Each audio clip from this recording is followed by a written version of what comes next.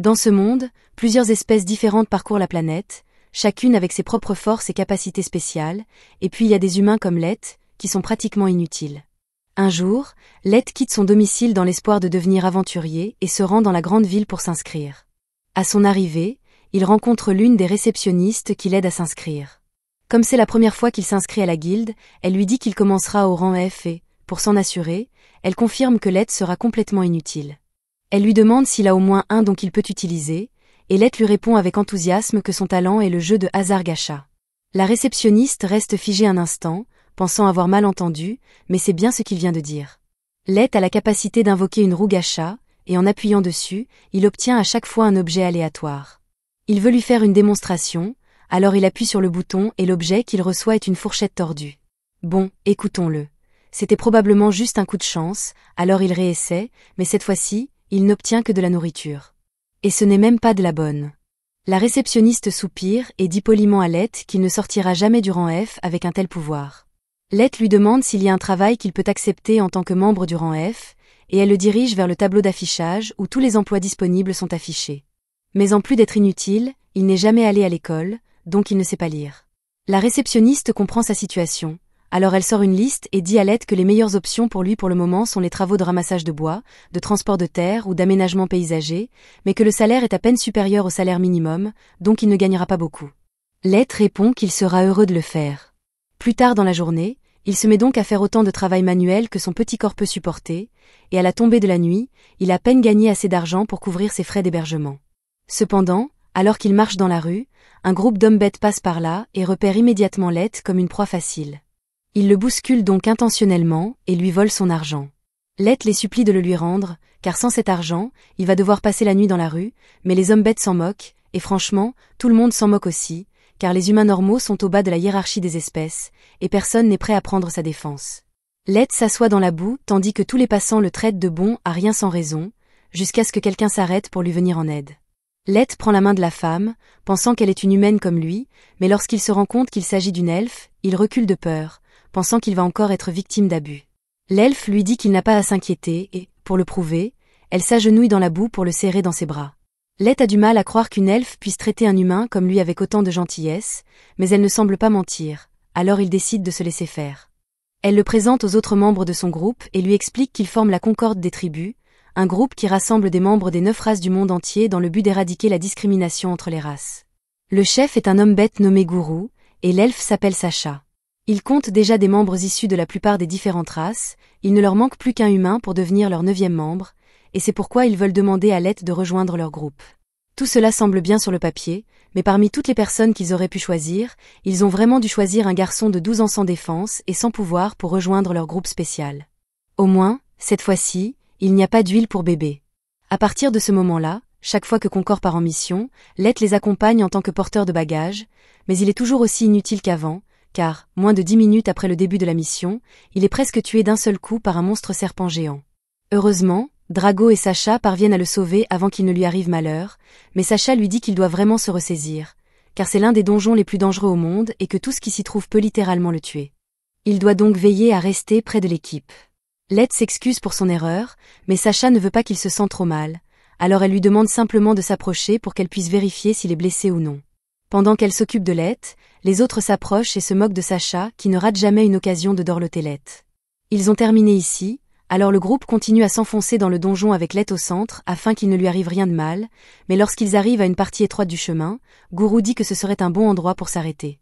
Lett suppose qu'il veut dire qu'il souhaite faire une pause, alors il pose son sac et commence à préparer du thé pour tout le monde, mais Drago lui dit que ce n'est pas nécessaire, car ils sont en fait là pour l'exclure du groupe.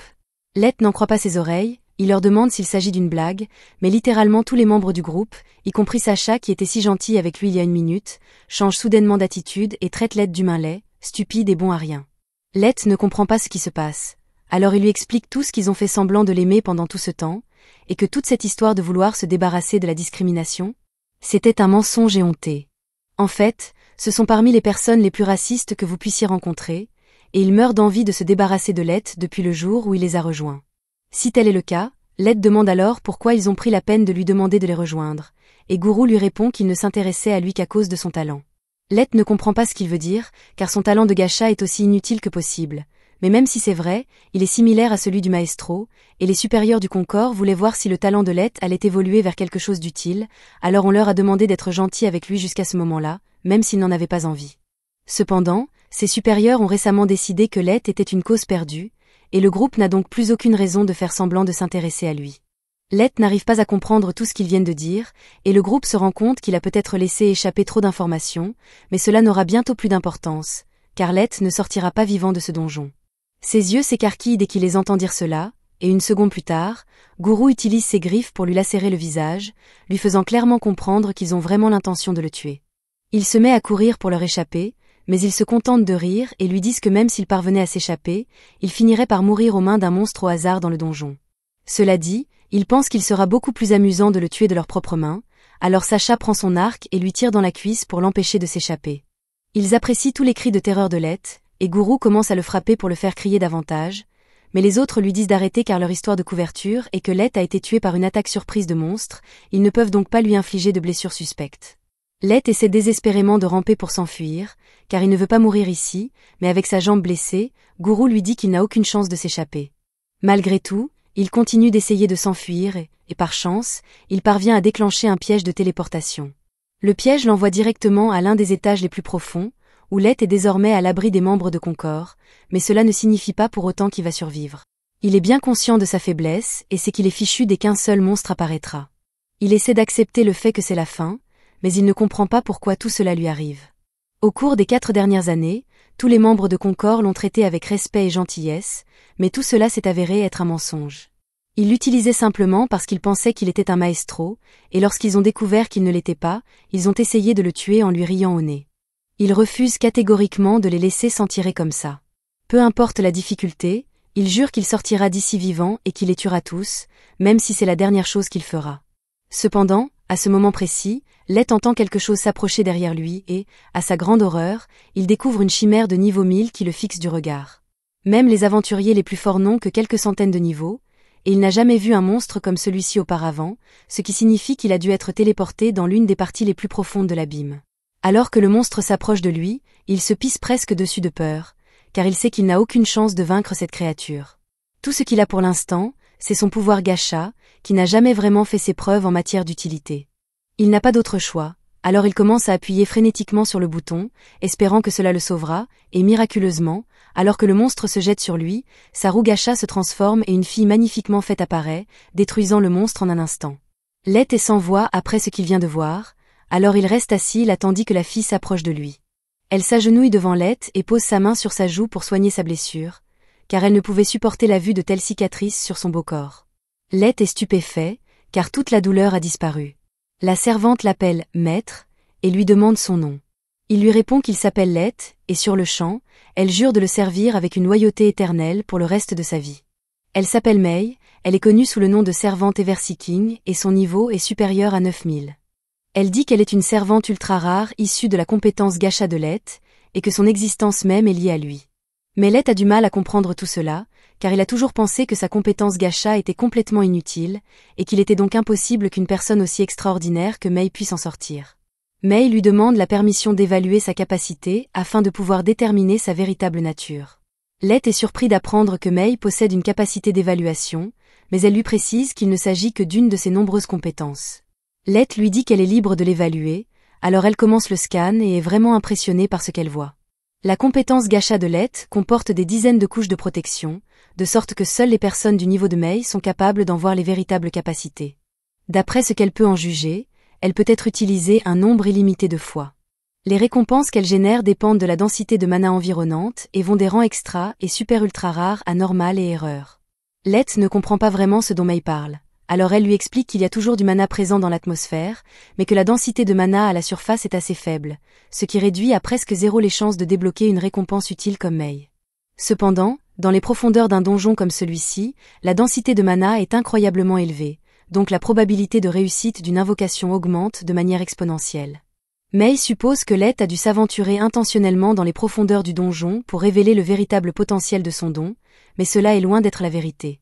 Il est venu ici avec des personnes en qui il pensait pouvoir avoir confiance, mais elles ont toutes fini par le trahir. Elles lui ont lacéré le visage, lui ont tiré dans la jambe et se sont moquées de lui pendant tout ce temps. Tout ce que Lett voulait, c'était offrir une vie meilleure à sa famille, mais ils ont essayé de le tuer simplement parce qu'il est humain. Il se met à crier qu'il ne leur pardonnera jamais tant qu'il vivra, mais Mei prend Lett dans ses bras pour le réconforter, car elle déteste le voir si triste. Elle sait qu'elle ne pourra jamais comprendre la souffrance que Lett a dû ressentir, mais elle sait comment le réconforter. Elle assure à Lett que dès qu'il en donnera l'ordre, elle fera aligner les têtes de ces traîtres sur le sol dans l'heure qui suit, mais il se lève et lui dit qu'elle ne peut pas faire ça. Mei lui dit que des scélérats comme eux ne méritent aucune pitié, mais il ne lui a pas demandé d'attendre parce qu'il pense que les tuer serait une erreur. C'est plutôt parce qu'il veut être celui qui se vengera de ses propres mains. Il est tombé dans leur piège et a failli mourir de leurs mains parce qu'il était trop faible pour se défendre. Alors il veut devenir assez fort pour s'assurer que rien de tel ne lui arrive à nouveau. Il sait que cela semble farfelu pour un faible comme lui de dire qu'il veut devenir fort, mais Mei ne pense pas que ce soit impossible. Elle jure que s'il veut devenir assez fort pour se venger lui-même, elle fera tout ce qui est en son pouvoir pour que cela arrive. Nous faisons un bond en avant de 3 ans, et au milieu du donjon abyssal, Lett a utilisé son pouvoir gacha pour bâtir une nation entière et invoquer une armée de serviteurs puissants qu'il adore tellement qu'ils sont prêts à payer cher pour avoir une tasse de l'eau de son bain. Alors que lui et Mei marchent dans les couloirs, elle est vraiment agacée par toutes les fées servantes qui essaient constamment d'attirer l'attention de Lett, mais celui-ci ne voit pas cela comme un problème, car c'est juste un signe de leur dévouement à son égard. Ils se rendent en ville pour saluer le peuple de Lett, et tout le monde ici l'aime et le respecte sincèrement en tant que chef. Quelqu'un mentionne même que les réserves mensuelles de sucreries sont presque épuisées, et Lett promet de se renseigner pour en obtenir davantage. Il pense qu'il s'agit peut-être d'un problème d'approvisionnement, car la ville compte beaucoup plus d'habitants qu'il y a 3 ans, et il devra donc s'adapter pour répondre à la demande accrue. En attendant, Lett demande à Mei si elle sait ce que font les autres serviteurs d'élite qu'il a invoqués. Elle lui répond qu'Aoyuki est occupé à cartographier la zone autour de l'abîme et Kelly est occupé à rechercher de nouveaux sorts pour aider Lett à atteindre ses objectifs.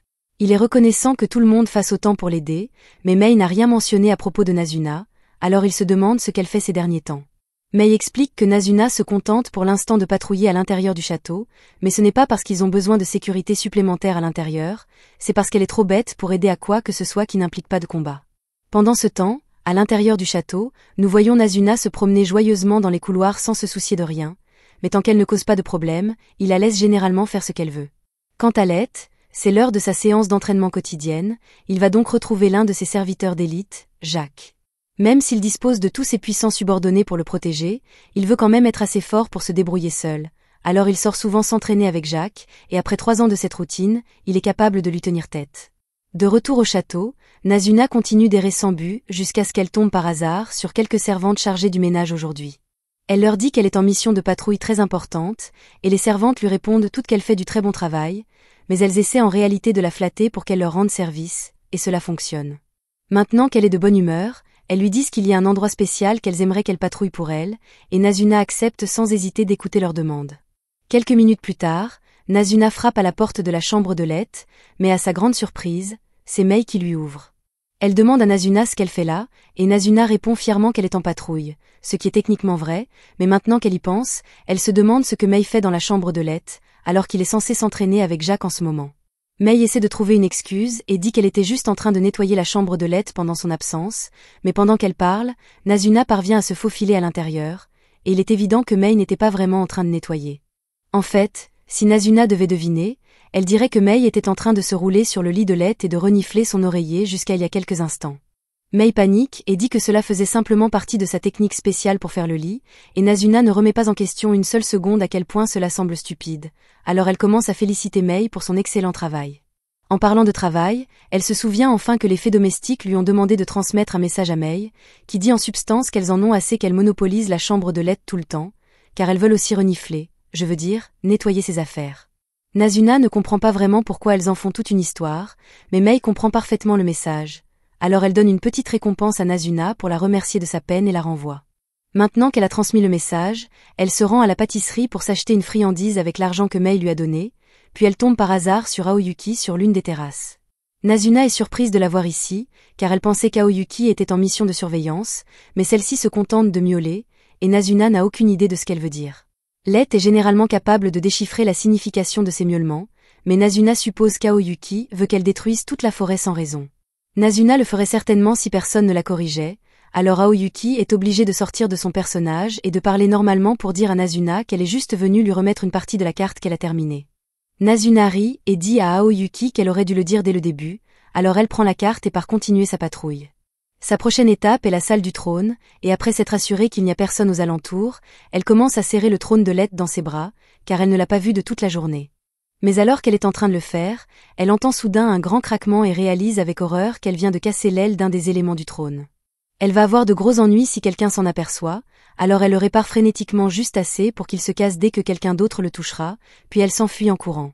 Dehors, Lett et Jacques ont enfin terminé leur séance d'entraînement, ils décident donc d'arrêter pour aujourd'hui et se rendent au bain pour se détendre. Jacques dit à Lett qu'il devient vraiment doué pour contrôler son corps et qu'il n'y a plus beaucoup de gens ici qui sont assez forts pour le suivre. Il en va probablement de même pour les gens à la surface, mais il rappelle à Lett qu'il ne doit pas se laisser aller à l'arrogance, car ils ne savent pas ce qui les attend à la surface. Lett répond qu'il comprend qu'il doit être prêt et promet de ne pas laisser son pouvoir lui monter à la tête afin de ne commettre aucune erreur le moment venu de se venger. Pendant ce temps, Mei a convoqué dans son bureau les 4 fées qui ont remis ce message à Nazuna, et elles ne semblent pas contentes. Elle leur demande si elles savent pourquoi elle les a convoquées ici aujourd'hui, et elles essaient de feindre l'ignorance, mais Mei leur lit leur lettre mot pour mot, et Nazuna lui a déjà dit que c'était elle qui avait écrit la lettre, elles ne peuvent donc pas se sortir de ce pétrin. Elles reculent toutes et commencent à s'excuser pour ce qu'elles ont écrit, mais elles essaient de minimiser leurs actes en disant qu'elles l'ont fait uniquement par souci pour Mei. Elles disent qu'elles savent qu'elle a été très occupée ces derniers temps, alors elles ont voulu alléger sa charge de travail en prenant en charge le nettoyage de la chambre de Lett à sa place, et peut-être en reniflant 1 ou 2 oreillers pendant qu'elles y étaient, mais là n'est pas la question. Mei est également déçue par le fait qu'elles aient demandé à Nazuna de faire le sale boulot à leur place, car elle aurait peut-être accepté si elles avaient eu le courage de lui transmettre leur message en personne. Elle leur dit que leur demande a été rejetée et que, jusqu'à nouvel ordre, elles seront chargées de nettoyer tout le couloir qui mène à la salle du trône, sans pouvoir utiliser de magie pour accélérer le processus. Les servantes n'arrivent pas à croire que Mei leur ait confié une tâche aussi impossible, car il faudrait une éternité pour nettoyer à la main cet immense couloir, mais Mei ne pense pas que ce soit si difficile. Au contraire, elle dit qu'elle leur rend service, car des personnages de niveau 500 comme elle doivent travailler dur si elles veulent atteindre son niveau. De plus, Mei les informe qu'elle va bientôt se rendre à la surface pour une mission pour Lett, et que les 4 devront donc prendre le relais pendant son absence. Plus tard, les 4 servantes se réunissent dans leur chambre et sont très contrariées par le fait que Mei les punisse pour avoir simplement émis une plainte. Elles trouvent injuste qu'elle soit la seule à pouvoir profiter du parfum de Lett, mais Mei est la plus forte d'entre elles ne peuvent donc pas lui tenir tête. Prim suggère qu'elle pourrait essayer de l'empoisonner, mais Ifumi a déjà vérifié et Mei est immunisée contre toutes les formes de poison, donc cela ne marcherait pas. Elles se résignent toutes à la défaite et se mettent à gémir en disant à quel point elles veulent nettoyer la chambre de Lett et renifler son lit. Ifumi va encore plus loin et dit qu'elle veut utiliser une des fourchettes usagées de Lett, mais comme cela semble bizarre quand elle le dit à voix haute, les autres la traitent de dégénérée et lui disent qu'elle va trop loin. Ifumi se défend en disant que tout le monde ici ferait probablement la même chose s'il en avait l'occasion, et qu'ils ne peuvent pas le nier, donc ils sont en réalité tout aussi mauvais qu'elle.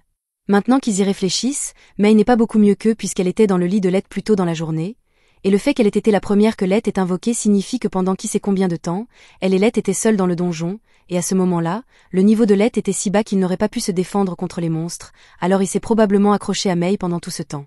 Ils deviennent tous fous de jalousie à l'idée que Mei ait pu faire des choses indécentes avec Lett à un moment donné, et Ifumi a la brillante idée de transformer leur énergie jalouse en malédiction. Ils s'assoient donc tous à table et commencent à scander sans cesse pour que Mei meure. Malheureusement pour eux, Mei se tenait devant leur porte pendant tout ce temps et elle a pu entendre chaque mot qu'ils venaient de dire à son sujet, alors elle leur demande s'ils ont quelque chose à dire pour leur défense. Les 4 se recroquevillent derrière la table et commencent à dire à Mei qu'ils ne lui souhaiteraient jamais rien de mal, mais Mei les a clairement entendus prier pour sa mort, alors elle leur demande ce que cela signifiait. Le groupe finit par admettre qu'elles étaient simplement jalouses parce que Mei avait été invoquée en premier et avait ainsi pu passer beaucoup de temps seule avec Lett, mais Mei leur dit qu'il ne s'est rien passé d'indécent entre elle et Lett. Il a fallu environ 3 mois à Lett pour invoquer Aoyuki, et pendant ce temps, Mei était occupée à lui enseigner les arts martiaux et l'histoire du monde, donc aucune débauche n'a eu lieu. Les filles sont soulagées d'entendre cela, mais Mei poursuit en leur disant qu'elle était venue ici à l'origine pour s'excuser de leur avoir infligé une punition si sévère, mais qu'après ce qu'elles viennent de faire, elle pense qu'elle devra peut-être être encore plus sévère qu'auparavant. Elle leur dit qu'elles devront désormais nettoyer toute la salle du trône en plus du couloir. Les 3 filles s'agenouillent aux pieds de Mei et la supplient de reconsidérer sa décision, car elles ne pourront jamais nettoyer la gigantesque salle du trône toute seule, mais Mei leur répond qu'elle n'aurait pas dû y penser avant de décider de prier pour sa chute.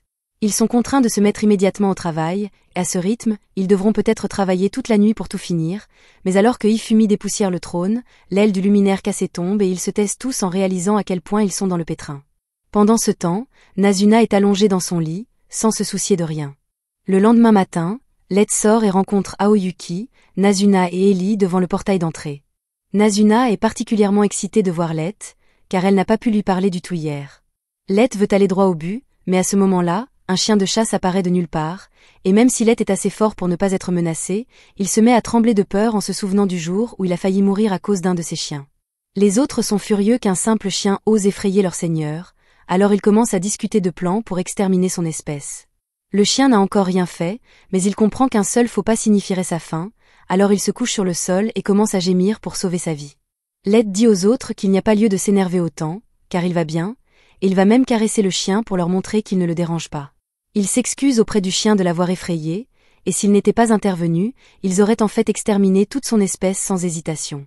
Il demande à Light s'il y a une raison pour laquelle il leur a donné rendez-vous ici, et il répond que Mei lui a dit que tout était prêt pour la mission, et qu'ils peuvent enfin partir pour assouvir sa vengeance. Pendant ce temps, ailleurs dans le monde, Garou traverse une ville d'hommes-bêtes, et en tant que héros des bêtes, tout le monde ici le flatte. En fait, un type à l'arrière propose même de prostituer sa propre sœur, mais Garou n'est pas intéressé pour le moment. C'est alors qu'il aperçoit un pauvre humain fouillant les poubelles pour trouver quelque chose à manger, et ce gamin était loin de Garou, mais il décide de faire un détour juste pour pouvoir renverser l'enfant au sol et cracher sur son visage pour s'amuser. Ensuite, Garou et son équipe de larbins se dirigent vers une pièce privée afin de commencer à le lécher, figurativement, bien sûr.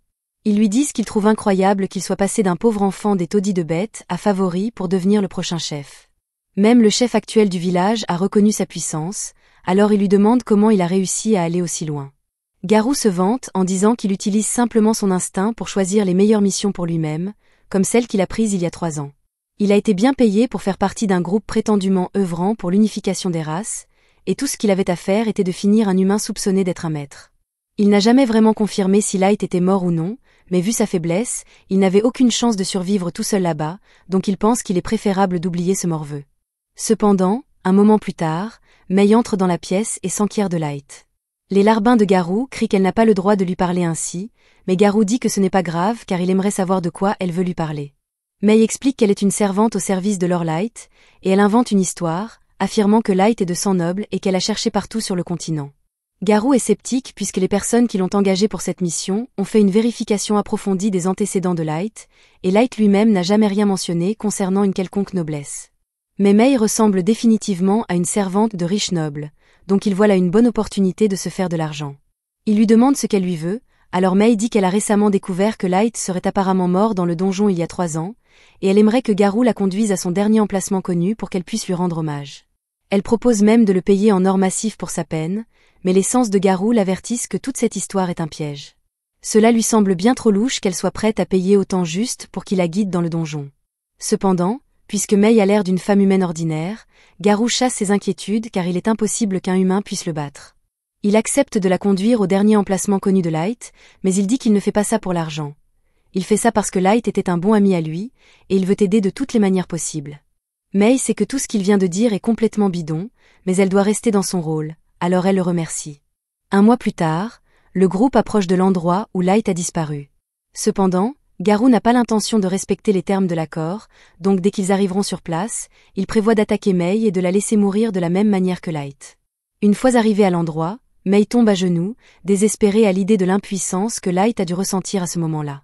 Pendant ce temps, Garou tente de monter une histoire comme quoi Light s'est fait attaquer par un monstre et est tombé dans un piège de téléportation avant que quiconque puisse le sauver.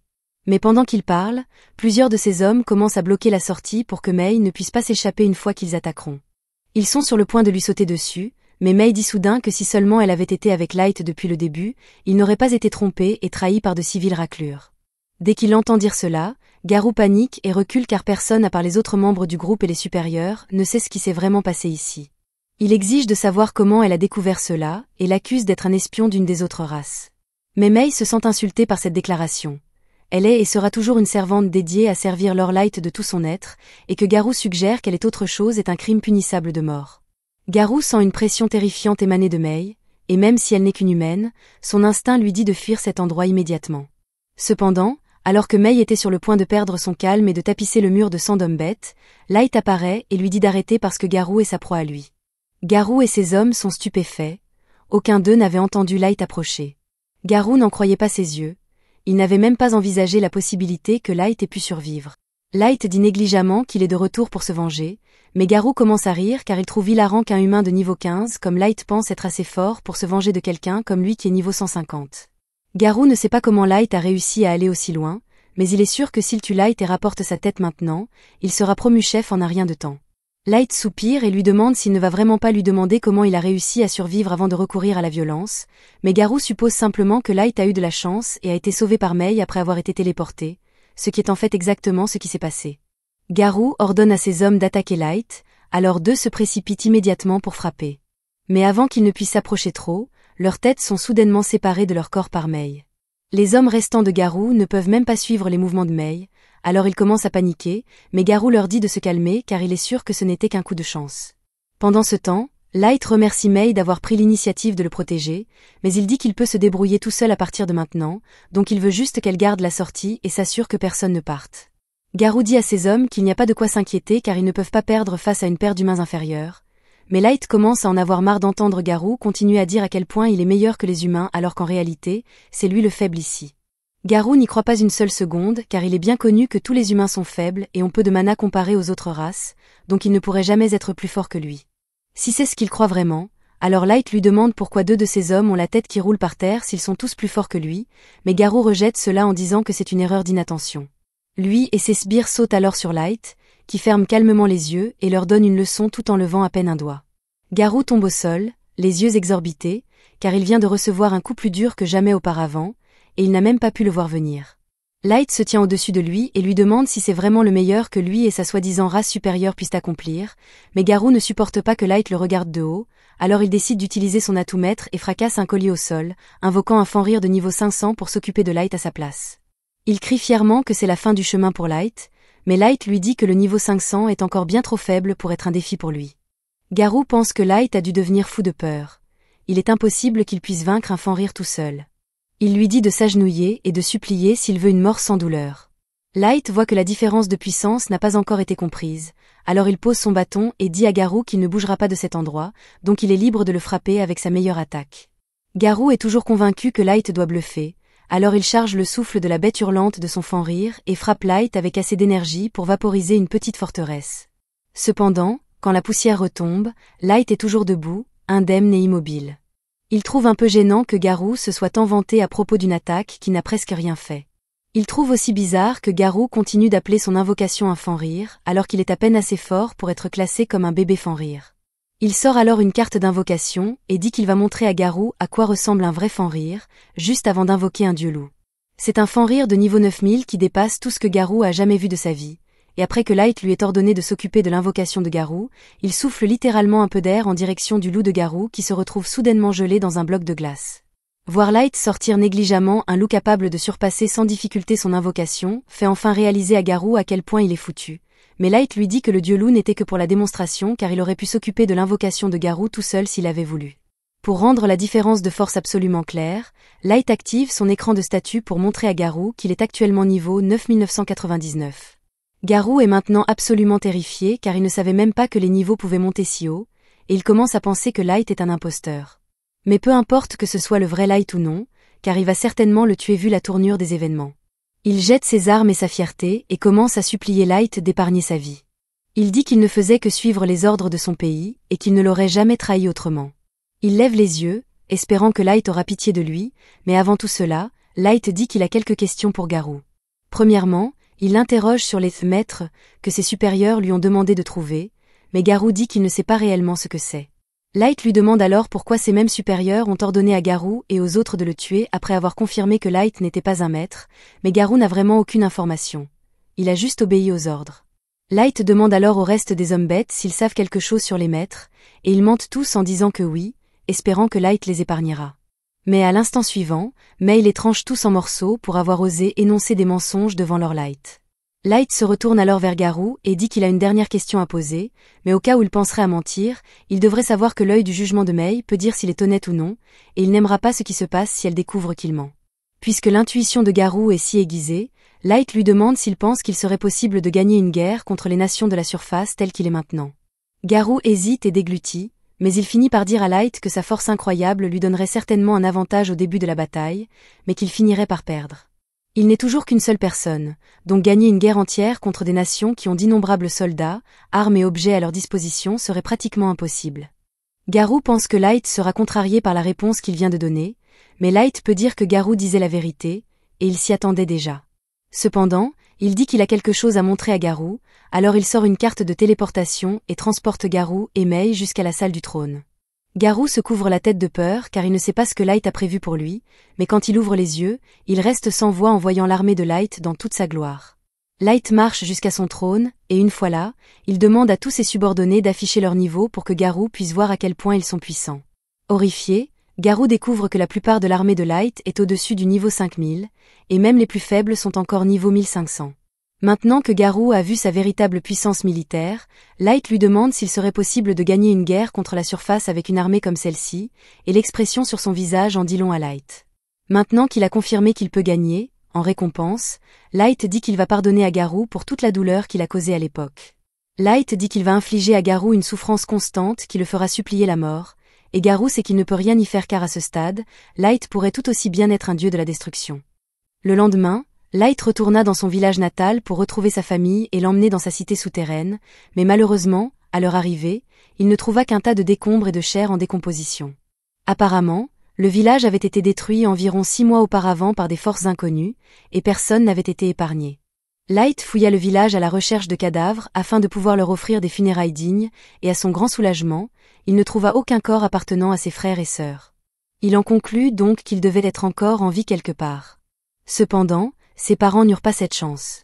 Gold demanda à Light s'il allait bien, car cela devait être très difficile à accepter pour lui, mais il répondit qu'il allait bien. Pour l'instant, ils doivent se concentrer sur la mission qui les attend, et ils demandent donc à Gold et Nemumu de l'aider à rassembler autant d'informations que possible. Même s'ils savent désormais que leur armée est assez forte pour affronter les forces mondiales, il serait imprudent de se lancer immédiatement dans la guerre. Ils souhaitent donc en savoir plus sur la puissance de chaque nation. De plus, il est presque certain que la destruction de sa ville natale est liée au fait qu'il était soupçonné d'être un maître, il veut donc découvrir ce qu'est un maître et pourquoi cela vaut la peine de verser autant de sang. S'il découvre qu'il s'agit simplement d'une bande de riches salauds avides de pouvoir, il jure qu'il réduira le monde en cendres et qu'il forcera les responsables à avaler ses cendres. Gold comprend pourquoi Light est si en colère, mais il lui recommande de contrôler sa rage lorsqu'ils sont en présence d'autres personnes, car l'énergie qu'il dégage pourrait tuer instantanément une personne normale. Light s'excuse pour son écart et sort un objet appelé « masque du fou » afin de réprimer son énergie et de cacher son identité. Il fait ensuite ses adieux aux tombes de ses parents et s'excuse de ne pas avoir pu les sauver. Lui, Nemumu et Gold s'envolent alors vers la ville de Daga, mais Nemumu est curieuse, car elle ne sait pas ce que Light compte faire une fois qu'ils seront arrivés. À ce moment-là, Gold dit à Nemumu qu'elle doit faire attention à la façon dont elle s'adresse à leur seigneur lorsqu'ils sont à la surface, et Light lui explique que le fait de l'appeler par son vrai nom alerterait les personnes derrière Conquet. Il prévoit donc d'utiliser le nom Dark pendant leur mission. Nemumu dit qu'elle comprend, et quant à ce que Light prévoit de faire à Daga, il lui dit qu'il va s'inscrire comme aventurier sous le nom de Dark, et qu'à mesure qu'il gravira les échelons, il pourra recueillir de plus en plus d'informations auprès des gros bonnets de la guilde. Au bout d'un moment, Nemumu aperçoit la ville de Daga à l'horizon, et comme ils ne veulent pas attirer trop l'attention en arrivant par les airs, Light suggère d'atterrir dans la forêt et de finir le trajet à pied. Cependant, avec la magnifique armure de Gold, ils vont forcément se faire remarquer. Alors que les 3 compagnons traversent la forêt, ils tombent sur un marchand humain en train de se faire voler par un groupe de nains. Ils auraient préféré rester cachés jusqu'à leur arrivée en ville, mais l'armure de Gold est dotée d'animations scintillantes intégrées, et les bandits le remarquent immédiatement. Ils essaient alors de le voler lui aussi, mais cela ne se passe pas très bien pour eux, et les nains se retrouvent tous ligotés au milieu de la route. Les 2 humains sont extrêmement reconnaissants d'avoir été sauvés, et ils proposent à Light et aux autres de les conduire en ville en signe de gratitude. En chemin, le fils de l'homme raconte à quel point Gold est incroyable, car il n'avait jamais vu quelqu'un vaincre des nains aussi facilement auparavant. L'homme suppose qu'ils doivent être un groupe d'aventuriers célèbres, mais Light lui répond qu'ils ne sont en fait même pas encore enregistrés. L'homme est choqué d'entendre cela, mais il leur dit que s'ils veulent vraiment s'enregistrer comme aventuriers, Daga est l'endroit idéal, car c'est l'une des plus grandes guildes de la région, et elle se trouve juste à la frontière entre les royaumes des elfes, des nains et des humains. Un nombre important d'humains s'y rassemble, ce qui en fait l'une des villes les plus accueillantes pour l'humanité. Il a même réussi à y ouvrir un hôtel humain assez prospère, et il invite Light et les autres à y séjourner s'ils ont besoin d'un endroit où loger. Peu après, ils arrivent à Daga, et Light et les autres demandent à Cornell de les déposer à l'entrée de la ville, car ils veulent faire le reste du chemin à pied. Pour Gold et Nemumu, c'est la première fois qu'il voit une ville en surface, et il remarque qu'il y a beaucoup de magasins qui vendent des armures et des armes, mais Light leur explique que c'est simplement parce qu'il y a beaucoup d'aventuriers ici. Sans oublier que le royaume des nains est tout proche et que ces derniers sont spécialisés dans la forge, il est donc normal qu'ils vendent leurs produits ici. Une fois le groupe arrivé à la guilde, Némumu remarque que tous les humains semblent se disperser dès qu'une personne d'une autre race passe à proximité, et Light en déduit que les humains sont également maltraités dans la ville, même si cela n'est pas immédiatement évident. Il se dirige vers la réception pour s'inscrire, et comme d'habitude, il doit commencer au rang F. Light va donc devoir accomplir quelques quêtes pour augmenter son rang plus tard, mais avant cela, ils doivent trouver un endroit où séjourner. Light se souvient que Cornell a mentionné qu'il possédait un hôtel, alors lui et les autres décident de s'y rendre. Cornell est surpris de revoir Light et lui demande ce qu'il peut faire pour lui. Light lui répond qu'il a une demande spéciale à lui faire. Il dit à Cornell qu'il aimerait louer tout le dernier étage de ce bâtiment et que personne, pas même le personnel de Cornell, ne doit y entrer sous aucun prétexte. En guise de paiement, il pose un sac rempli de pièces d'or sur la table, et Cornell reste sans voix, ne sachant que dire. Light dit qu'il peut payer plus si cela ne suffit pas, mais Cornell lui répond que c'est déjà 10 fois plus que nécessaire. Il dit qu'il ne peut pas accepter une telle somme de la part de l'homme qui lui a sauvé la vie plus tôt, mais Light insiste, alors Cornell finit par accepter cette offre généreuse et dit qu'il préparera les chambres dès que possible. Peu après, Light et les autres montent à l'étage, et il sort quelques cartes de sortilège bloquant la perception et les jette sur la pièce pour s'assurer que personne ne pourra les écouter. Il peut enfin se détendre sans avoir à s'inquiéter que quelqu'un l'espionne, alors il tire une chaise et s'assoit pour se reposer. Pendant que Light est assis, Némumu prend la parole et lui dit que même si elle est consciente qu'il est très puissant et qu'il a choisi de devenir aventurier ici pour recueillir des informations, il y a toujours un risque qu'il soit blessé à la surface, et qu'elle pense donc qu'il serait plus sûr pour Light de retourner dans la cité souterraine et de les laisser s'occuper des choses ici tout seul. Light est quelqu'un de gentil, mais ce que Némumu vient de suggérer revient en gros à essayer de l'écarter de son propre plan de vengeance, ce qui le met extrêmement en colère, car elle dit en substance qu'elle le trouve trop incompétent pour y parvenir. Némumu se rend immédiatement compte qu'elle a fait une gaffe, alors elle supplie Light de lui pardonner son insolence, mais il est trop tard. Il semble prêt à tuer Némumu pour ce qu'elle a dit, et Gold sent que la tension monte, alors il rit et dit à Light que Némumu ne comprend tout simplement pas l'attrait de la vengeance. Il lui explique que Light veut se venger de ses propres mains, sans intermédiaire, et que c'est une noble cause à laquelle il faut tendre. En entendant les plaisanteries légères de Gold, Light se rend compte qu'il est peut-être allé trop loin. Alors il se calme et s'excuse auprès de Némumu d'avoir laissé ses émotions prendre le dessus, car il sait qu'elle n'a dit cela que par souci pour sa sécurité. Mais Némumu reconnaît que c'est de sa faute si elle a dépassé les bornes avec ses commentaires, alors elle le supplie de lui permettre de lui jurer à nouveau allégeance. Light ne pense vraiment pas que ce soit nécessaire, mais il accepte quand même de la laisser faire. Némumu soulève alors doucement son pied et l'embrasse. Dans ce monde, un baiser sur le pied est la plus grande marque de respect que l'on puisse témoigner à un chef, mais Light n'a jamais vraiment apprécié cette coutume, surtout qu'il trouvait très gênant que tous ses subordonnés lui baisent les pieds les uns après les autres lorsqu'il les a convoqués pour la première fois. Même Gold reconnaît que c'est un peu bizarre, d'autant plus que Némumu semble y prendre beaucoup trop de plaisir. Le lendemain matin, Light et les autres se dirigent vers le donjon, et alors qu'ils traversent la ville, beaucoup de gens commencent à les dévisager, car Gold est plus bling-bling qu'un rappeur de SoundCloud et Némumu est vraiment très joli. Quant à Light, la seule chose qu'il trouve à dire, c'est qu'il a l'air bizarre avec ce masque, mais comme cela correspond bien à son personnage sombre, cela ne le dérange pas. Il y a une longue file d'attente pour entrer dans le donjon, mais Gold remarque qu'il ne semble y avoir aucun elfe. Light lui explique que c'est parce que les elfes et les nains sont actuellement en conflit pour savoir à qui appartient ce donjon, et qu'ils ont donc tendance à s'éviter.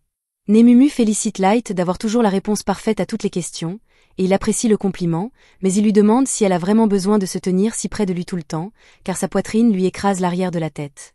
Elle lui répond que son travail consiste à assurer sa sécurité à tout moment, et qu'elle doit donc être aussi proche que possible de lui. Avant que Light n'ait le temps de protester, il remarque que 3 personnes ont doublé la file d'attente.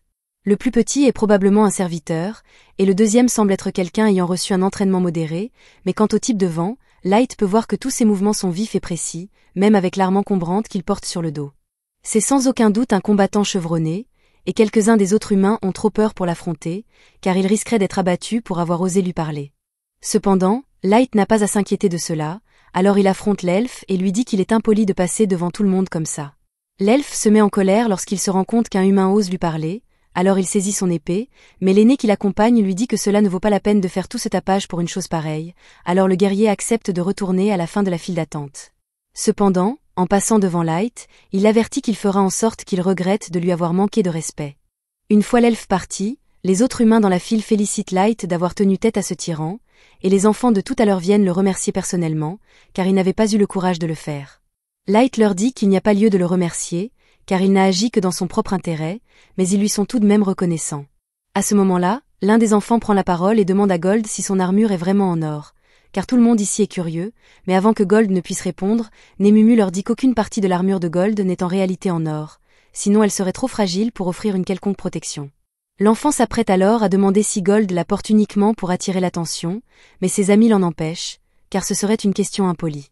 Cependant, Gold explique qu'il la porte effectivement pour attirer l'attention, car il n'y a pas de meilleure couleur pour représenter l'exemple brillant qu'il donne en tant que chevalier. Les enfants demandent à Light et aux autres si c'est la première fois qu'ils se rendent dans le donjon, et Light le confirme, mais il leur demande comment ils l'ont deviné. Les enfants expliquent que cet étage est assez vaste, donc les aventuriers doivent souvent camper à l'intérieur, mais le groupe de Light n'a pas apporté de matériel de camping, ils en ont donc déduit qu'ils n'étaient jamais venus ici auparavant. À ce moment-là, le garde appelle le groupe suivant à entrer, alors les enfants disent au revoir et courent ensemble dans le donjon. Pendant ce temps, Light et les autres se demandent s'ils devraient commencer à transporter de faux bagages, car même s'ils ont tout ce dont ils ont besoin dans une boîte à objets, ils ne voudraient pas que les gens les prennent pour des débutants. Peu de temps après, c'est leur tour d'entrer dans le donjon, et c'est la première fois que Light pénètre dans un donjon autre que l'abîme. Les donjons sont remplis de mana qui devient plus puissant à mesure que l'on s'enfonce dans leur profondeur, ce qui conduit souvent à la création de monstres et de pièges. L'intérieur d'un donjon est donc pratiquement un monde à part entière. Une fois arrivé au premier étage, Light jette un sort de dissimulation sur tout le groupe afin que les ennemis ne puissent pas les repérer, puis ils s'envolent tous vers le deuxième étage. Pendant ce temps, l'elfe de tout à l'heure est occupé à passer sa colère sur un groupe d'orques, car il n'arrive pas à croire qu'un humain ait osé lui parler de cette manière. Il s'appelle Quito et prétend être un héros légendaire du royaume des elfes, avec le sang d'un maître coulant dans ses veines, ce qui lui vaut le respect. Il affirme que cela ne serait jamais arrivé si son niveau n'était pas si bas, mais Yanni lui répond qu'un niveau de 1005 cents est déjà bien supérieur au niveau maximum habituel pour les elfes. Quito rétorque que cela ne suffit pas, car il a besoin d'une puissance suffisante pour anéantir tous les imbéciles qui se sont moqués de lui. Yanni lui dit qu'il le comprend, car lui aussi veut se venger des idiots qui ont refusé de reconnaître ses recherches et l'ont exilé, et qu'il serait donc ravi d'utiliser ses recherches pour aider Quito à monter encore plus de niveau. Pendant ce temps, Light et les autres sont déjà arrivés au troisième étage et viennent de venir à bout d'une grande horde d'orques. Light suggère qu'ils devraient commencer à rentrer maintenant, car ils ont déjà obtenu suffisamment de preuves pour la guilde, et ce combat l'a laissé assez sale, il veut donc prendre un bain. Dès que Nemumu entend cela, elle propose de laver chaque centimètre carré du corps de Light à leur retour, mais il ne répond pas. Sur le chemin du retour, Light et les autres croisent les enfants qu'ils ont rencontrés plus tôt, ils descendent donc pour les rejoindre, mais soudain, ils entendent beaucoup de bruit provenant de la forêt, et des dizaines de loups en sortent en courant. Les enfants disent à Light qu'ils doivent battre en retraite car ils ne pourront pas combattre les loups, mais Light leur répond qu'ils n'ont pas à s'inquiéter pour les loups, car une menace encore plus grande les attend, une mante géante à 4 pattes. Les enfants n'en croient pas leurs yeux, car l'espèce des monstres mantes était censée avoir été exterminée il y a 10 ans, et ils ne peuvent en aucun cas s'en occuper seuls. Le chef demande à Mia d'essayer de frapper la mante avec un peu de magie pour la distraire, mais il sait que cela ne suffira pas. Il se tourne donc désespérément vers Let et les autres et leur demande de l'aider à désorienter le monstre afin qu'ils puissent tous s'échapper ensemble. Cependant, après avoir entendu que les enfants prévoyaient de battre en retraite, Let leur demande si cela signifie qu'ils ne verront pas d'inconvénient à ce qu'il s'en charge lui-même. Les enfants pensent qu'il est fou, car une mante comme celle-ci doit être au moins de niveau 500, mais Let leur dit qu'il n'y a pas lieu de s'inquiéter, car lui et ses amis sont tout à fait capables de s'en occuper. Gold s'avance pour lui asséner le premier coup, et à sa grande surprise, la mante est capable de bloquer plusieurs de ses attaques sans subir beaucoup de dégâts, ses griffes doivent donc être plus solides qu'il ne le pensait. Let décide de passer à l'action et lance une flèche enflammée directement sur la mante, mais avant qu'elle ne l'atteigne, celle-ci la part et la renvoie directement sur Let. En voyant cela, les enfants pensent que Let et les autres sont en difficulté, alors ils demandent à Mia de se dépêcher de lancer son sort d'attaque, mais elle est bien trop excitée par ce que Let vient de faire pour se concentrer. Il vient d'utiliser un sort de combat sans avoir à prononcer d'incantation, et elle ne savait même pas que c'était possible. Les autres ne connaissent pas grand-chose à la magie, ils ne peuvent donc pas juger de ce qui est impressionnant ou non. Cependant, Gold leur dit qu'il ferait mieux de rester en retrait. En prime, il leur promet de leur donner une petite leçon sur ce que signifie être chevalier. Il leur explique notamment qu'un bouclier ne sert pas uniquement à se défendre. Alors que la mante religieuse l'attaque, il se retourne et part parfaitement son attaque, brisant la pince de la mante au passage. Il leur explique ensuite qu'un chevalier ne doit jamais manquer une occasion de frapper. Alors que la mante est encore sous le choc de la perte de sa griffe, Gold se précipite derrière elle et lui coupe une patte.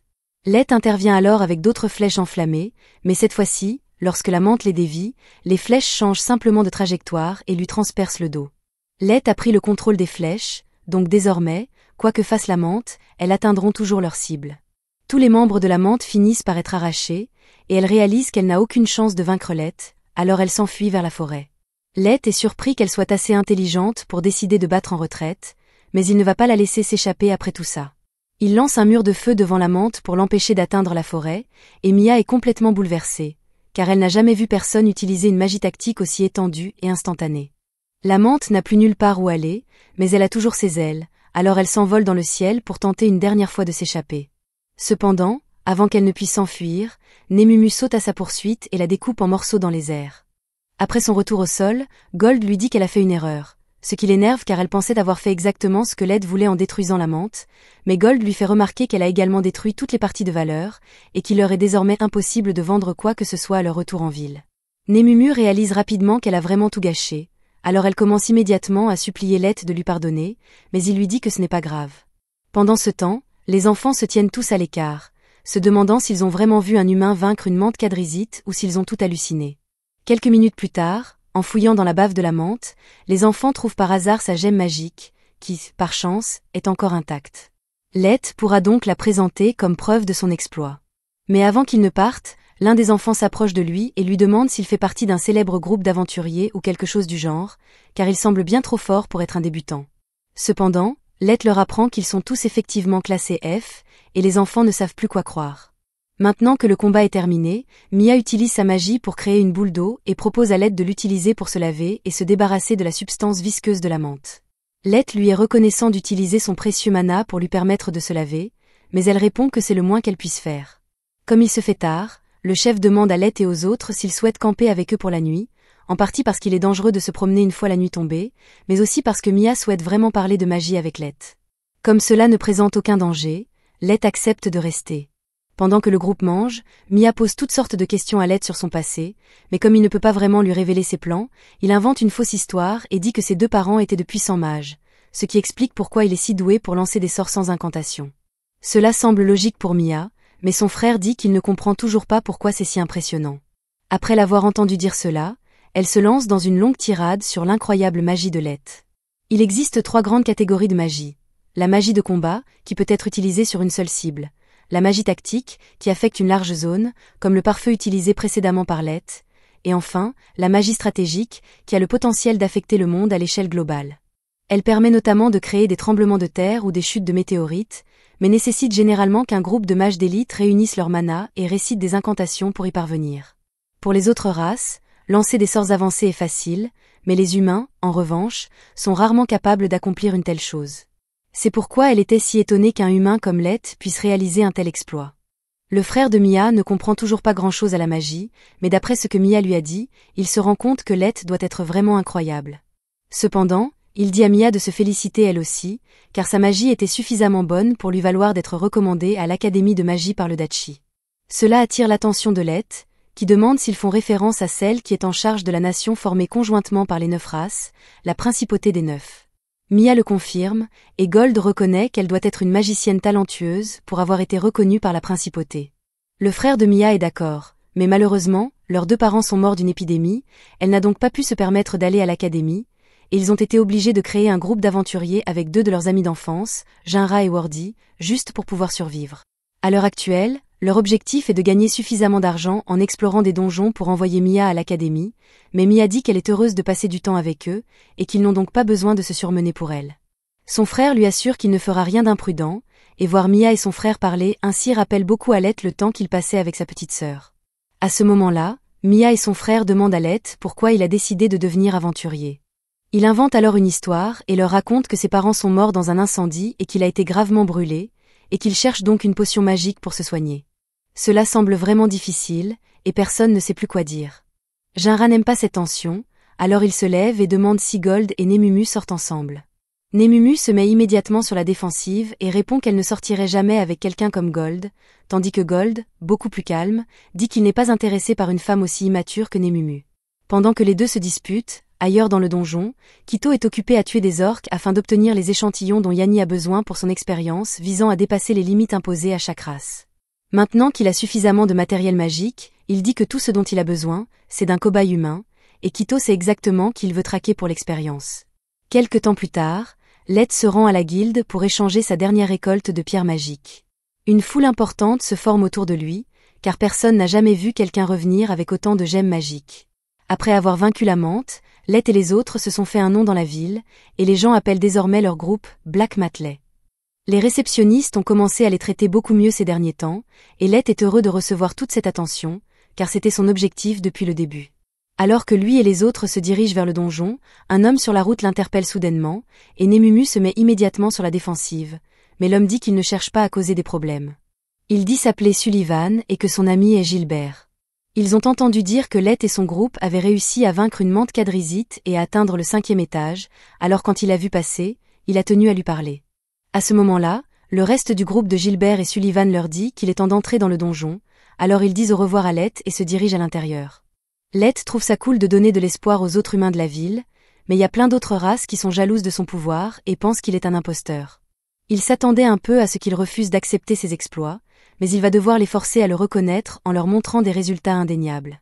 Une fois dans le donjon, il annonce à Gold et Nemumu qu'il prévoit de redescendre au 5e étage aujourd'hui, mais avant cela, il aperçoit les enfants qu'il a rencontrés précédemment et décide d'aller les saluer.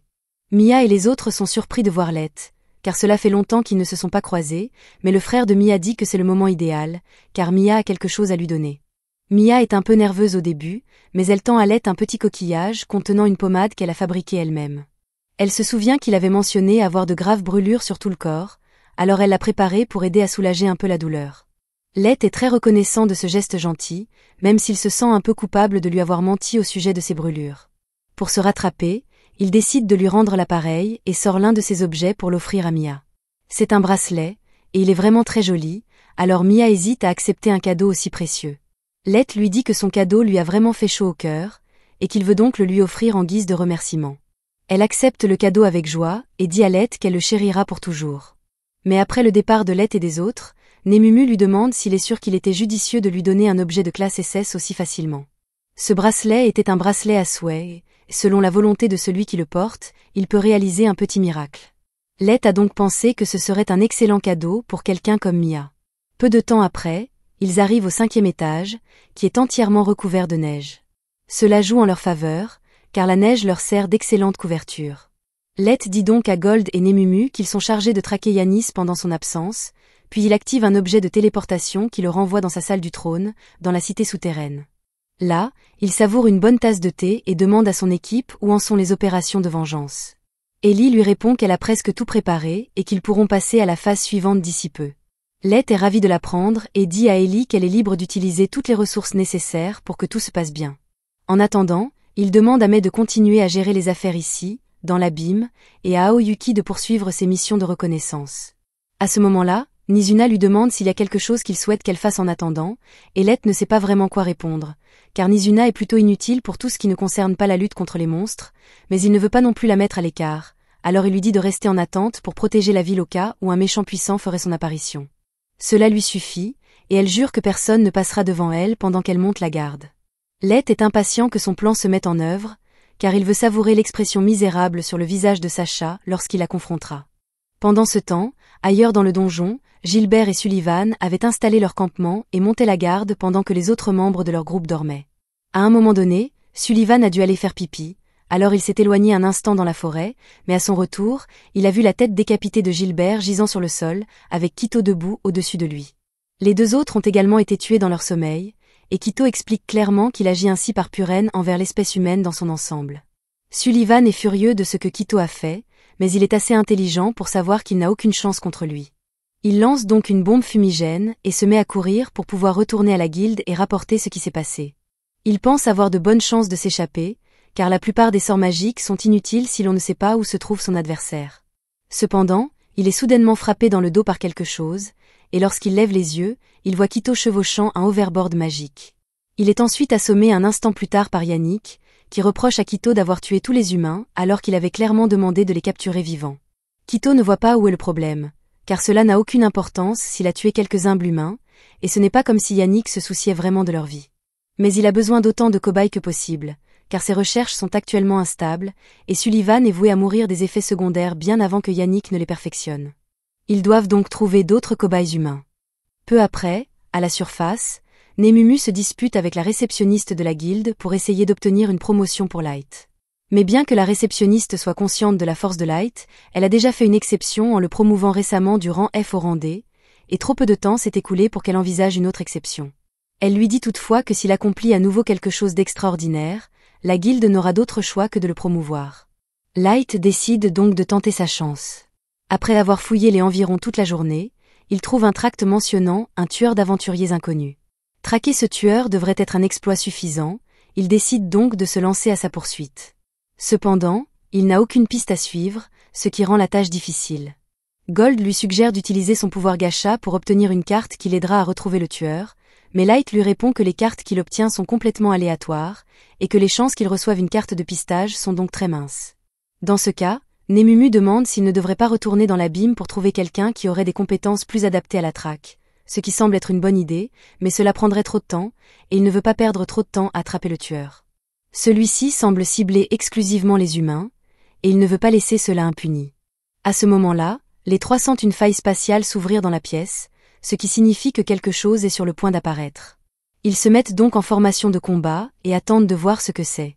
Cependant, à la surprise de Light, lorsque le portail s'ouvre, il voit Mia tomber du portail, inconsciente, et après l'avoir attrapée, le bracelet miracle qui lui a donné se brise en deux.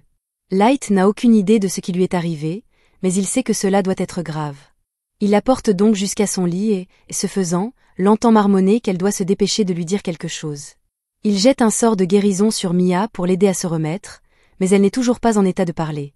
Light s'excuse, mais il va devoir fouiller un peu dans son esprit. Il lui jette un puissant sortilège mental, et ce faisant, il voit un flashback de Mia et du reste de son groupe rencontrant un deuxième groupe d'aventuriers. Le deuxième groupe les a avertis de faire attention, car on a signalé la présence d'un tueur d'aventuriers dans les environs, et cet homme ne s'en prendrait qu'aux humains. Les enfants en avaient entendu parler, mais ils pensaient qu'il s'agissait simplement d'un monstre solitaire. Cependant, maintenant qu'ils y réfléchissent, un monstre ne s'attaquerait pas spécifiquement aux humains. Après avoir entendu cela, Mia s'inquiète car elle sait que leur groupe n'aurait aucune chance si le tueur les attaquait, et il en va de même pour l'autre groupe d'aventuriers, c'est pourquoi il prévoit de quitter les lieux dès que possible. Avant de partir, le deuxième groupe dit aux enfants qu'ils devraient probablement quitter le donjon eux aussi, car tant que le tueur n'aura pas été capturé, les humains ne seront pas en sécurité ici. Les enfants prennent cet avertissement au sérieux et décident de partir dès que possible, mais comme ils ne s'attendaient pas à devoir remonter à la surface en urgence, ils sont tous très fatigués. Ils ne parviennent donc pas à revenir avant la tombée de la nuit, mais ils ne peuvent pas s'arrêter, car ils ne savent pas quand le tueur frappera à nouveau. Et par malchance, quelques instants plus tard, ils entendent la voix de Yannick leur dire qu'il est dangereux de rester dehors à cette heure tardive. À ce stade, les enfants n'ont aucune idée que ces deux-là sont responsables des meurtres, alors Mia suggère de les avertir. Le groupe dit à Yannick et Keto qu'il y a eu une série de meurtres ici, et qu'il serait plus prudent de retourner à la surface pour l'instant.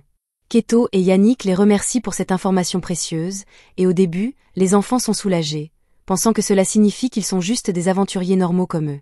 Mais Yannick commence alors à dire qu'il aurait aimé faire plus d'efforts pour dissimuler son attaque et celle de Keto, car la nouvelle s'est répandue et tous les aventuriers humains ont compris et évitent désormais le donjon. Dès qu'ils entendent dire cela, les enfants sont glacés d'effroi en réalisant que les tueurs qui les inquiétaient tant sont les personnes qui se trouvent juste devant eux, et Keto semble vraiment apprécier l'expression de terreur pure sur leur visage. Les enfants sont tous terrifiés, mais ils savent qu'ils n'ont aucune chance de s'en sortir tous, même s'ils s'enfuient. Les trois garçons sortent donc leurs armes et disent à Mia de s'enfuir pendant qu'ils lui font gagner du temps. Keto se sent insulté que de simples humains puissent penser avoir une chance contre lui. Alors que le frère de Mia se précipite vers lui, il lui tranche la poitrine sans hésiter. Il fait de même avec les deux autres, et bien qu'ils ne soient pas encore morts, leurs blessures sont si graves qu'ils sont pratiquement à l'article de la mort. Malgré cela, ils se remettent debout et crient à Mia de s'enfuir pendant qu'il se précipite sur Keto, ce qui le met encore plus en colère, alors il décide de les tuer sans hésiter. Danny lui crie dessus, car il ne pourra plus utiliser ces deux-là comme cobayes maintenant qu'ils sont morts. Cependant, Keto lui dit de se taire, car il n'était pas question de les laisser vivre alors qu'il lui manquait de respect, se battant pour leur vie et tout ça, donc Yannick devrait toujours pouvoir mener à bien ses expériences. Yannick admet qu'un magicien est particulièrement précieux en tant que sujet de recherche, mais il dit que ces garçons auraient pu être tout aussi précieux, alors Keto promet de ne plus tuer d'autres cobayes à partir de maintenant. Mais avant que Yannick ne commence ses expériences sur Mia, Keto prévoit de lui faire subir des choses terribles juste pour s'amuser, et même Yannick ne veut pas être impliqué dans cette débauche, alors il rappelle simplement à Keto de s'assurer que Mia ne meurt pas et se détourne. Mia est terrifiée alors que Keto la domine avec des intentions malveillantes, mais avant qu'il ne puisse faire quoi que ce soit, son frère se remet soudainement sur pied et crie à Mia de s'enfuir. Yannick est étonné qu'il ait réussi à s'accrocher à la vie malgré ses blessures graves, et c'est le genre de ténacité dont il a besoin chez un sujet d'expérience, alors il dit à Keto de s'assurer de capturer le garçon vivant à tout prix. Son corps est sur le point de lâcher, mais cela n'a aucune importance pour lui à présent, car la seule chose qui compte pour lui est de s'assurer que Mia s'enfuit. Il lui répète de s'enfuir, et même si elle ne veut pas abandonner son frère, elle sait que c'est sa seule chance, car Keto est actuellement distrait. Elle se retourne donc et se met à courir. Dès que Keto se rend compte qu'elle s'enfuit, il se prépare à la poursuivre, mais Elio tente de le frapper. Même s'il n'a aucune chance de blesser Keto, cela suffit à le distraire et à gagner quelques secondes supplémentaires pour Mia. Keto veut vraiment tuer le frère de Mia et en finir, mais Yannick lui rappelle qu'il a besoin du garçon vivant et qu'il ne doit donc pas lui infliger de blessures mortelles. Pendant ce temps, Elio marmonne tout seul, essayant de trouver un moyen de gagner le plus de temps possible pour permettre à Mia de s'échapper, et il repense à la leçon que Gold lui a apprise lors de leur première rencontre. Gold lui a dit qu'il était normal de penser qu'une épée sert à attaquer et qu'un bouclier sert à se défendre, mais que le combat repose sur la créativité et l'habileté, et qu'il faut donc être capable de surprendre son adversaire si l'on veut gagner. Elio met cette leçon en pratique et lance son épée sur Keto. Keto suppose qu'il s'agit d'une attaque, il se penche donc en arrière pour esquiver la lame, mais pendant qu'il ne fait pas attention, Elio se rapproche et le frappe à la mâchoire avec son bouclier, renversant Keto. C'est le mieux qu'Elio puisse faire, mais il est très fier de lui, car même s'il va mourir ici, il a au moins réussi à porter un coup net à Keto. Keto n'arrive pas à croire qu'un simple humain ait réussi à le toucher, et il se sent tellement humilié et enragé qu'il ignore complètement la demande de Yannick de laisser Elio en vie et utilise son épée pour lui transpercer l'abdomen d'un coup de lance lumineux. Contre toute attente, Elio ne meurt pas sur le coup, et Keto prévoit de le faire souffrir autant que possible pour avoir osé frapper son visage majestueux, mais Yannick l'arrête et lui dit qu'il doit immédiatement partir à la recherche de Mia, car si elle parvient à s'échapper, les choses se compliqueront lorsque la guilde découvrira ce qu'ils ont fait ici. Keto est toujours en colère, mais il comprend le point de vue de Yannick, alors il fait demi-tour et se lance à la poursuite de Mia. Mia court aussi vite qu'elle le peut depuis un moment déjà, mais avant qu'elle ne puisse atteindre la sortie, Keto lui barre le chemin avec 3 lames de lumière. Mia n'en revient pas, car elle ne pensait pas qu'il serait capable de la rattraper aussi rapidement, mais Keto possède l'arme légendaire de la nation des elfes, l'épée Grandus, qui lui permet de créer autant de lames de lumière qu'il le souhaite et de les déplacer à sa guise. Il lui dit qu'il est inutile de courir, car avec ses lames, la rattraper est un jeu d'enfant, mais Mia refuse toujours d'abandonner. Elle jette un sort et lance quelques glaçons sur Keto afin de lui obstruer la vue et de pouvoir s'échapper dans la forêt, mais après avoir couru quelques minutes supplémentaires, Keto la retrouve et la jette à terre. Il lui dit qu'elle devrait être reconnaissante d'être sacrifiée pour le bien d'un futur héros légendaire comme lui, mais Mia lui crie qu'il ne mérite pas d'être appelé ainsi. Le titre de héros légendaire est réservé aux personnes qui sont à la fois fortes et gentilles comme Light, mais Keto, en revanche, n'est qu'un loser qui aime intimider ceux qui sont plus faibles que lui. Ces paroles touchent Keto au vif, car il se souvient que les autres elfes se moquaient de lui, le traitant de tyran bon à rien qui ne s'en prend qu'aux plus faibles. C'est en partie pour cette raison qu'il a été banni de la société elfique, mais il refuse d'accepter qu'il est le problème et reproche plutôt à tous ceux qui l'entourent de ne pas reconnaître à quel point il est formidable. Il perd la tête sous le coup de la colère et oublie complètement de garder Mia en vie, s'apprêtant à la frapper. Mia comprend qu'elle ne peut échapper à cette attaque, mais elle refuse toujours d'abandonner et tente désespérément de trouver un moyen d'atteindre Light pour lui demander de l'aide, et c'est alors que le bracelet se met en action. De retour au présent, après avoir appris tout ce que Mia et les autres ont enduré, Light est fou de rage. Il dit donc à Gold et Nemumu de se préparer à partir, car il s'apprête à s'en prendre à ses elfes. De retour dans le donjon, Yannick tente de soigner les blessures d'Elio, mais vu l'état de son corps, il semble déjà trop tard pour le sauver, et il est vraiment bouleversé d'avoir perdu un spécimen aussi précieux. À ce moment-là, Keto revient et Yannick lui demande s'il a réussi à capturer la fille, mais il répond qu'il a perdu sa trace. Dès qu'il entend cela, Yannick commence à paniquer. Il demande à Keto comment il a pu se laisser battre par une petite fille, mais Keto répond que ce n'était pas sa faute, car comment aurait-il pu savoir qu'elle allait disparaître comme ça dans les airs ? Yannick n'arrive pas à y croire, car il est impossible qu'une enfant humaine comme elle ait un objet de téléportation sur elle, mais c'est pourtant bien ce qui s'est passé, et il doit donc accepter la réalité, à savoir qu'ils sont tous les deux fichus. Si Mia rapporte ce qui s'est passé à la guilde, ce n'est qu'une question de temps avant que la nouvelle n'atteigne la nation des elfes, et dès qu'ils auront découvert où se trouve Keto, ils se lanceront à sa poursuite pour avoir volé l'épée Grandus. Pour aggraver les choses, la nation elfique enverra très certainement le chevalier en chef à leur poursuite, et on dit qu'il est d'environ niveau 3000, tous ses chevaliers personnels étant au moins de niveau 2000. En d'autres termes, Keto et Yannick sont cuits. Leur seule chance de survie serait maintenant d'essayer les recherches de Yannick afin de rendre Keto assez fort pour affronter les chevaliers elfiques, mais avant qu'ils ne puissent partir pour le faire, Light apparaît soudainement et leur dit qu'ils n'iront nulle part. Keto reconnaît Light comme étant celui qu'il avait interpellé pour avoir doublé la file d'attente lorsqu'il était entré dans le donjon, mais il ne comprend pas comment un humain a pu le surprendre ainsi alors qu'il est de niveau 1500. Light est attristé de voir Jinra et Wardy gisant sans vie sur le sol, et comme il est déjà trop tard pour les sauver, il leur ferme les yeux et s'excuse de ne pas être arrivé plus tôt. Gold attrape alors le corps d'Elio, qui semble encore avoir un peu de vie en lui, ce qui laisse penser que Light pourrait encore le sauver. Il jette un sort de guérison sur Elio, puis se retourne pour demander à Keto pourquoi il a fait une chose pareille. Mais peu importe, il se moque des raisons égoïstes qui les ont poussés à agir ainsi, car ils ont fait souffrir ses amis, et il jure sur son nom qu'il leur fera subir une douleur si insupportable qu'ils supplieront qu'on leur accorde la douce délivrance de la mort. Light demande à Nemumu et Gold de rester en dehors de ça, car il veut s'en occuper seul, et Keto est offensé que Light semble penser qu'il peut le vaincre seul. Il en a assez que des humains insignifiants le défient tout le temps, alors qu'il est largement supérieur, alors il dit qu'il prendra tout son temps pour torturer Light avant de le tuer. Mais après avoir lancé sa première attaque, Light la bloque facilement avec son bâton, et il est un peu déçu par Keto, car il s'attendait à plus de puissance de sa part. Il perd son sang-froid après que Light l'ait presque assommé avec son bâton et décide d'utiliser toute la puissance de son épée pour l'éliminer, mais malgré les dizaines de lames lancées sur Light, celui-ci parvient facilement à les contrer toutes avec un peu de magie de glace, laissant Keto complètement incrédule. Il commence à piquer une crise de colère parce qu'il ne peut pas accepter qu'un humain soit en fait meilleur que lui, et il se met à dire qu'avec la grande épée de l'ancien maestro, il ne devrait pas perdre comme ça. Light n'écoutait pas vraiment, mais dès qu'il entend Keto mentionner un maestro, il devient intéressé, car c'est le genre d'information qu'il recherche. Light demande à Keto comment il connaît les maestros, mais celui-ci rit et répond qu'il est impossible qu'il ne les connaisse pas. Après tout, il est né avec le sang d'un maestro. Après avoir appris que Keto est le descendant d'un maître, Light annonce à Nemumu et Gold qu'il y a eu un changement de plan. À l'origine, il comptait simplement tuer Keto, mais il souhaite désormais le ramener dans les abysses et lui soutirer autant d'informations que possible. Les deux comprennent et lui disent qu'ils s'occuperont de Yannick pendant qu'il sera occupé avec Keto. Mais Yannick trouve injuste qu'ils s'en prennent à lui alors qu'il n'est pas un combattant.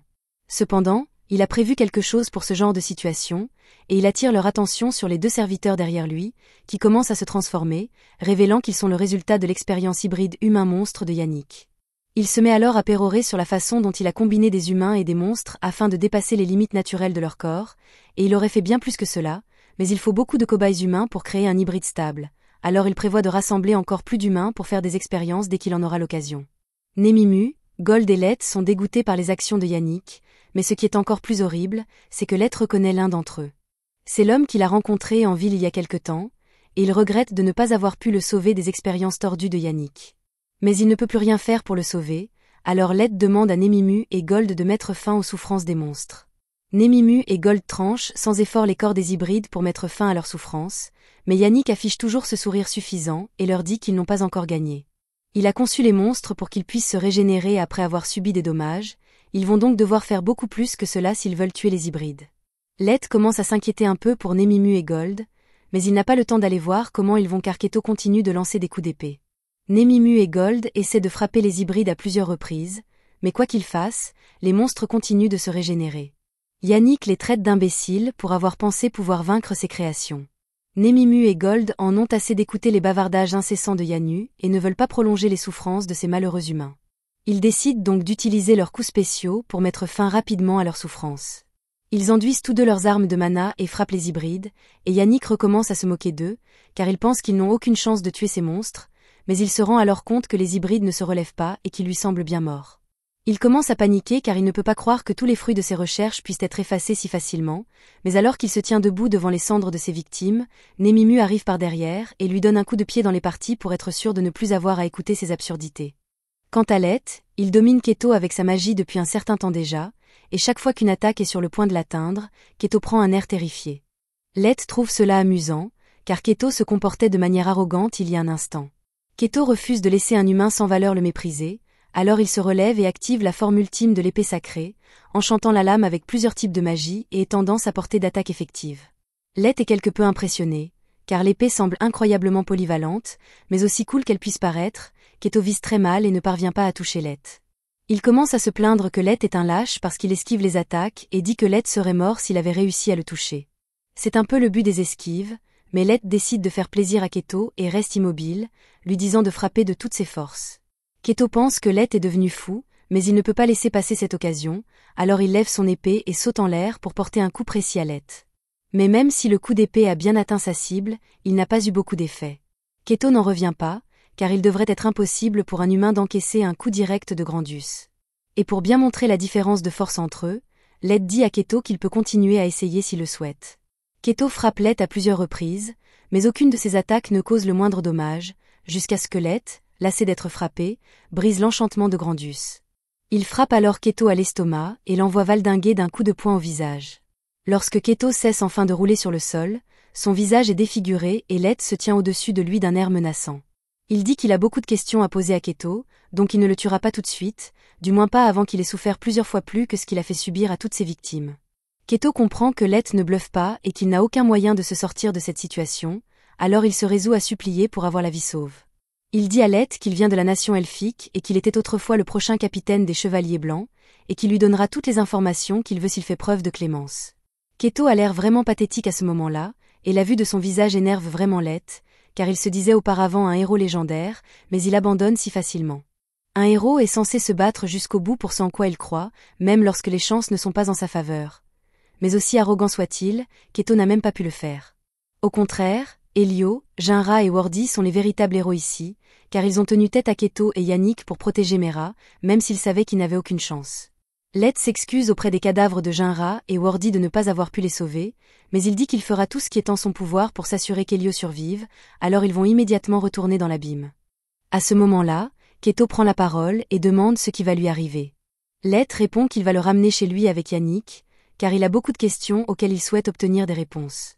Quelques instants plus tard, Let active son sort de téléportation, et lorsque Keto et Yannick ouvrent les yeux, ils sont stupéfaits de se retrouver dans un endroit complètement différent. Yannick n'arrive pas à croire ce qui vient de se passer, alors il demande à Let où il se trouve actuellement, et celui-ci lui répond qu'ils sont dans la partie la plus profonde du donjon des abysses. Yannick est choqué d'apprendre qu'ils ont été envoyés du donjon de Dega jusqu'au donjon des abysses, mais il ne comprend pas pourquoi Let les a amenés ici. Let répond que c'est simplement là où il vit, mais Yannick et Keto refusent de croire qu'une personne puisse vouloir vivre dans le donjon le plus difficile au monde. Dès qu'ils ont dit cela, Nemimu commence à piétiner le dos de Yannick pour avoir osé insinuer que Let mentait, et quelques instants plus tard, les autres arrivent pour voir ce qui se passe. Ils sont ravis que Let soit revenu leur rendre visite, mais ils se demandent pourquoi il a amené ces affreux elfes avec lui. Let explique que ces deux-là sont des criminels odieux qui ont mené des expériences horribles sur des humains innocents, causant la mort de nombreuses personnes, dont 2 amis de Let, mais qu'ils détiennent des informations sur ce qu'est un maître, et qu'il a donc décidé de ne pas les tuer pour l'instant. Dès que les filles apprennent ce que Keto et Yannick ont fait, elles se mettent toutes à les fixer d'un regard meurtrier et à discuter des différentes façons dont elles comptent les faire souffrir pour leurs actes.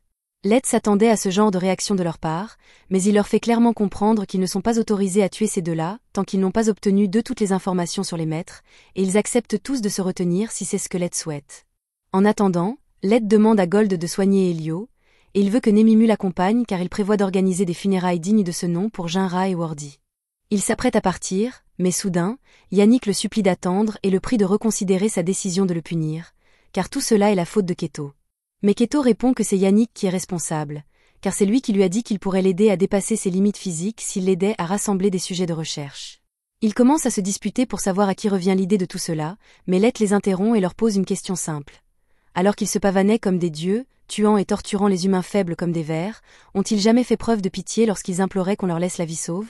Keto et Yannick se fichent complètement, car ils savent qu'ils n'ont jamais montré la moindre pitié à aucune de leurs victimes, et leur silence en dit long à Let. Ils leur annoncent donc qu'ils subiront le même sort et qu'ils ne peuvent rien y faire. Peu après, Mia se réveille à l'auberge de Daga et aperçoit Let assis à côté de son lit. Elle lui demande ce qui s'est passé, car le dernier souvenir qu'elle a, c'est d'avoir été poursuivie par Keto. Let lui explique que lui et les autres l'ont trouvée juste au moment où les tueurs d'aventuriers s'apprêtaient à la capturer, et qu'ils l'ont ramenée à l'auberge pour qu'elle puisse se reposer.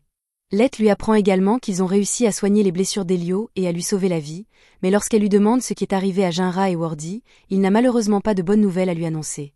Il lui tend une mèche de leurs cheveux et lui dit que Jinra et Wardy sont morts de leurs blessures avant qu'ils n'arrivent sur place. Mia est dévastée par cette nouvelle, mais elle est tout de même très reconnaissante à Let d'être venue les aider, car sans lui, son frère et elle n'auraient jamais survécu. Lett se lève pour lui laisser le temps de se remettre de ses émotions, mais il se sent un peu coupable, car dans des moments comme celui-ci, il se demande si utiliser sa force uniquement dans le but de se venger est vraiment la bonne chose à faire. Le lendemain matin, Lett se rend à la guilde pour signaler l'incident du tueur d'aventuriers et fournir toutes les informations pertinentes. Cependant, il omet de mentionner qu'il a placé Keto et Yannick en détention, de sorte que la guilde pense toujours qu'ils sont quelque part dans la nature. En récompense des précieuses informations fournies par Lett et pour avoir sauvé 2 victimes potentielles, lui et son groupe sont officiellement promus au rang C. Plus tard, Lett s'assoit pour discuter avec Mia et Elio et leur demande ce qu'ils comptent faire maintenant. Elio lui répond qu'ils vont abandonner l'aventure et retourner dans leur ville natale. Lett leur demande pourquoi ils veulent abandonner, car il est sûr qu'ils pourraient trouver un autre groupe avec lequel s'associer, mais même si c'est vrai, cela ne leur semble pas correct de former un autre groupe si peu de temps après la mort de Jinra et Wardy. De plus, ils doivent également ramener leurs dépouilles chez eux afin de pouvoir organiser les funérailles de leurs chers amis. Lett comprend leurs sentiments, mais il demande à Mia ce qu'elle compte faire pour ses études de magie, car si elle est devenue aventurière, c'était avant tout pour gagner suffisamment d'argent afin de pouvoir fréquenter l'académie. Mia répond qu'elle va se concentrer sur l'auto-apprentissage pour le moment et qu'elle va travailler dur pour ne plus être une novice la prochaine fois qu'elle rencontrera Lett. Après le départ de Mia et Elio, Lett décide de retourner dans l'abîme pour voir comment les choses se passent là-bas, et à son arrivée, il est accueilli par May et Ellie. Il leur demande où en est leur enquête, et May lui présente un dossier contenant tout ce qu'ils ont pu apprendre de Keto et Yannick. Apparemment, les descendants d'un maestro sont connus pour monter plus facilement en niveau, et une légende raconte que si un maestro n'est pas contrôlé, cela pourrait mener à la destruction du monde entier. Cette révélation rend Lett curieux de savoir à quel point un maestro doit être puissant pour avoir le potentiel de détruire le monde entier à lui seul, mais malheureusement, ils n'ont pas plus d'informations à ce sujet. Ce qu'ils ont appris jusqu'à présent provient d'une conversation que Keto a eue avec le capitaine des Chevaliers Blancs il y a quelques années, et même si Ellie a utilisé sa magie interdite pour extraire autant de souvenirs que possible, ceux-ci étaient encore très fragmentés, et ils n'ont donc pas pu en apprendre beaucoup. Lett demande dans quel état se trouvent Yannick et Keto, alors Ellie ouvre un portail pour lui montrer, et les deux semblent avoir vécu un véritable enfer. Comme il n'y a plus d'informations à obtenir, Lett décide qu'il est temps de se débarrasser d'eux, alors il invoque une créature appelée Deadman's Banquet, qui dévore Keto et Yannick de manière incroyablement brutale. Maintenant que cela est réglé, il demande à Ellie comment se déroule son autre opération. Elle lui répond joyeusement que tous les préparatifs sont terminés et qu'il peut commencer sa vengeance contre Sasha quand il le souhaite, mais qu'elle aimerait d'abord capturer les Chevaliers Blancs, car tous leurs membres sont apparemment des sous-maestros et elle ne sait pas de quoi ils sont capables. Le vice-capitaine des Chevaliers Blancs, Mikkel, est également fiancé à Sasha, donc Ellie pense qu'il ferait un bon otage, et Lett est impressionné par la façon dont elle a bien réfléchi à tout cela. Pendant ce temps, dans la nation des elfes, Sasha s'amuse à raconter à Mikkel comment elle a trahi Lett et l'a fait supplier pour sa vie avec une expression pitoyable sur le visage, et Mikkel semble beaucoup apprécier l'histoire. Il regrette même de ne pas avoir été là pour voir cela de ses propres yeux, car il a déjà été envoyé en mission pour éradiquer un village humain, et il a adoré voir à quel point les humains avaient l'air pitoyables lorsqu'ils suppliaient pour leur vie. Les deux s'amusent beaucoup à discuter de leur plaisir à voir les humains souffrir, mais pendant ce temps, Lett se prépare à faire payer à Sasha toute la douleur et la souffrance qu'elle lui a infligée. C'était la fin de l'épisode 7. Abonnez-vous pour ne pas manquer le prochain.